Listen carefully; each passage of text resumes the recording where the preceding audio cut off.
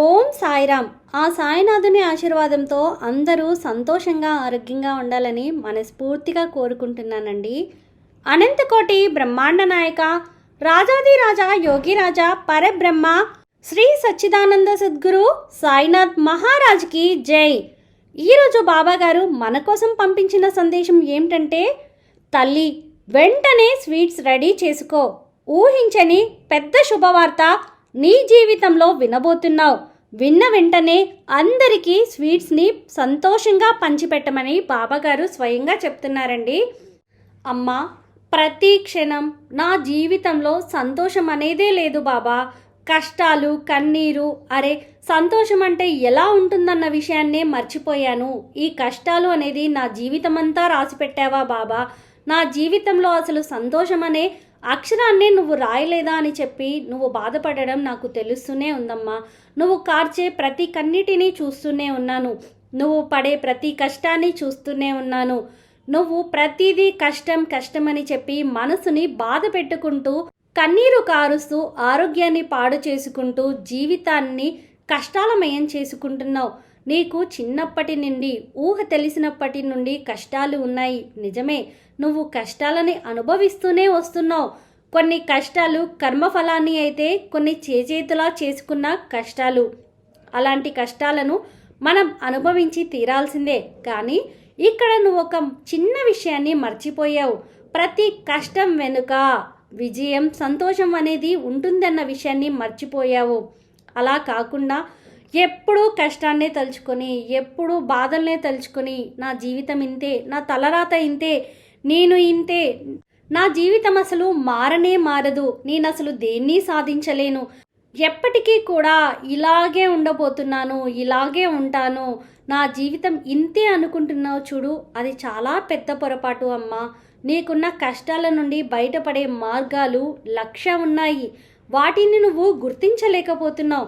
ఎక్కడ బాబా, ఎటు చూసినా అంధకారమే, ఎటు చూసినా కష్టాలే కనిపిస్తున్నాయి.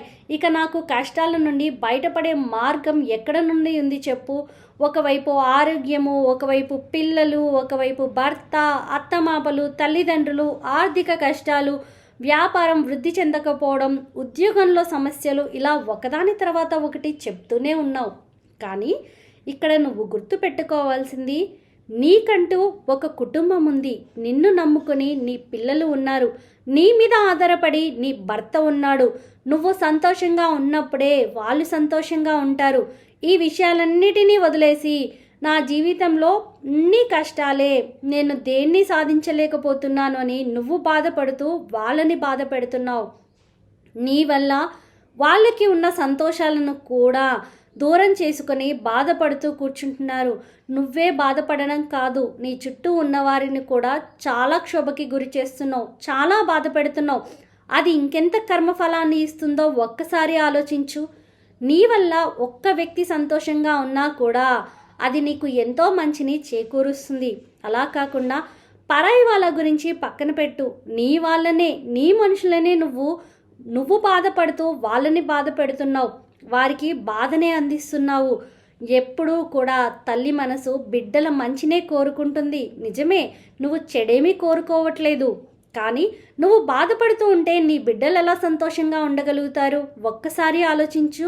చిన్న చిన్న విషయాలకే నీ భర్త మీద అరిచి అతనిని కోపగించుకొని కారణాలన్నిటినీ అతని మీద తోసి అతను బాధపడేలా చేస్తున్నావు. నువ్వు బాధగా ఉంటే అతను కూడా బాధగానే ఉంటాడు కదా.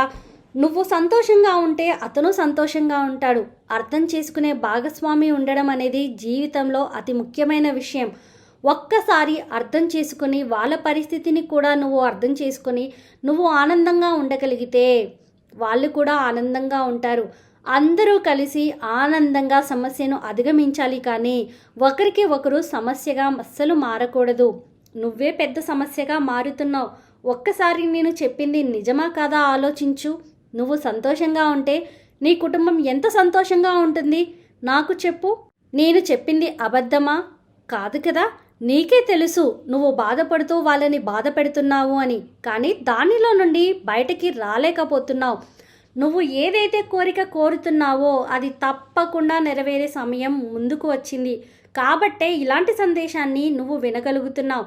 ఈ క్షణం నుండే, ఇది విన్న మరుక్షణం నుండే నువ్వు నీ కష్టాలన్నిటినీ, నీ బాధలన్నిటినీ, నీ సమస్యలన్నిటినీ కూడా పక్కన పెట్టి సంతోషంగా ఉండడం నేర్చుకో. సంతోషంగా ఉండడం మొదలుపెట్టు.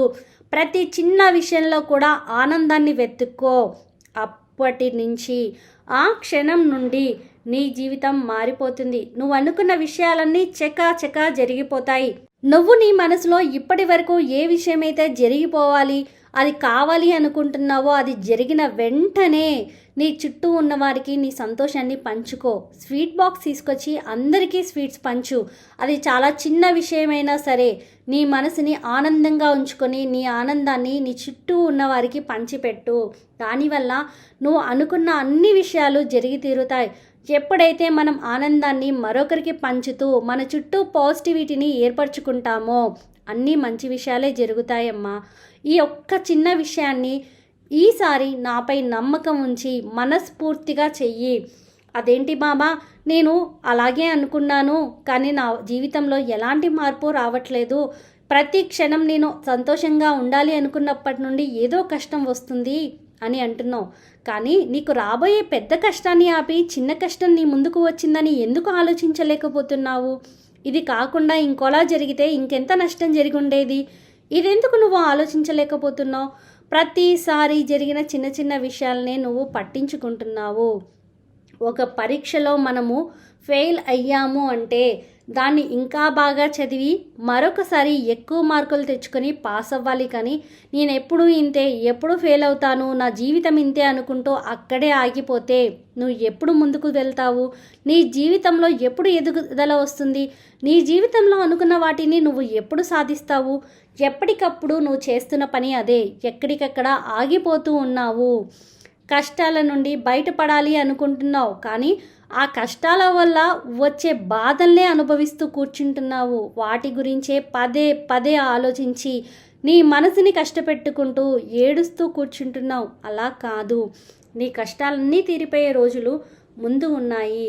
ఇన్ని రోజులు నువ్వు భరించింది చాలా ఎక్కువ.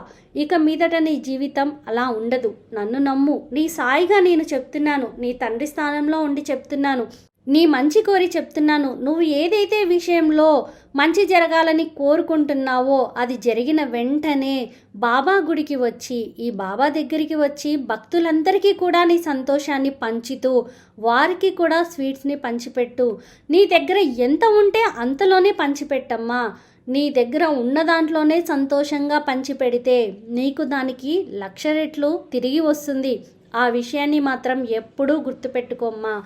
నువ్వు సంతోషంగా ఎదుటివారికి మాట సాయం చేసినా సరే అది నీ జీవితంలో మంచి ఎదుగుదలను ఇస్తుంది. అనవసరమైన విషయాల్లో అస్సలు తలదూర్చకూడదు. మిగతా వారి విషయంలో, మిగతా వారి జీవితంలో వారు సలహా అడిగితే తప్పితే, అంటే వ్యాపారంలో కానివ్వు లేకపోతే మరేదైనా వృత్తిపరమైనది ఉద్యోగం విషయంలో తప్పితే వాళ్ళ వ్యక్తిగత విషయాల్లో మాత్రం అస్సలు జోక్యం చేసుకోకు. అలా జోక్యం చేసుకోవడం వల్ల నీ మనసు కష్టపడడమే కాదు, నీకు జీవితంలో దుఃఖం మాత్రమే మిగులుతుంది. ఎప్పుడూ కూడా ఇతరుల వ్యక్తిగత విషయాల్లో అస్సలు తలదూర్చమాకు. నీ వ్యక్తిగతంగా నువ్వు సంతోషంగా ఉండవలసిన సమయం ఇది. నువ్వు సంతోషంగా ఉంటూ నీ పిల్లల్ని సంతోషంగా ఉంచుతూ నీ తల్లిదండ్రుల్ని, అత్తమామల్ని, భర్తని, నీ బంధువులందరినీ కూడా సంతోషంగా చూసుకోవాల్సిన సమయం ఇది. అందరినీ సంతోషంగా చూసుకుంటూ నువ్వు సంతోషంగా ఉంటూ నీ జీవితంలో జరిగిన మంచినన్నిటినీ, చిన్న విషయాలైనా సరే, చిన్న సంతోషాలైనా సరే ఆనందంగా అనుభవిస్తూ ముందుకు సాగిపో. ఈ వీడియో మీకు నచ్చినట్లయితే ప్లీజ్ లైక్ చేయండి. మరికొంతమంది సాయి భక్తులకు చేరడం కోసం వీడియోని షేర్ చేయండి. ఫస్ట్ టైం ఛానల్ని చూసిన వారు సబ్స్క్రైబ్ చేసుకొని పక్కనే ఉన్న బెల్ ఐకాన్ని క్లిక్ చేయండి. ఆ సాయినాథుని ఆశీర్వాదంతో అందరూ సంతోషంగా, ఆరోగ్యంగా ఉండాలని మరొకసారి మనస్ఫూర్తిగా కోరుకుంటున్నానండి. ఆ సాయినాథుని ఆశీర్వాదంతో మీ జీవితంలో జరిగిన అద్భుతాలను, అనుభవాలను మాతో పంచుకోవడం కోసం కామెంట్ సెక్షన్లో కామెంట్ చేయండి. మేము వాటిని మరికొంతమంది సాయి భక్తులకు చేరవేరుస్తాం. ఓం సాయిరామ్.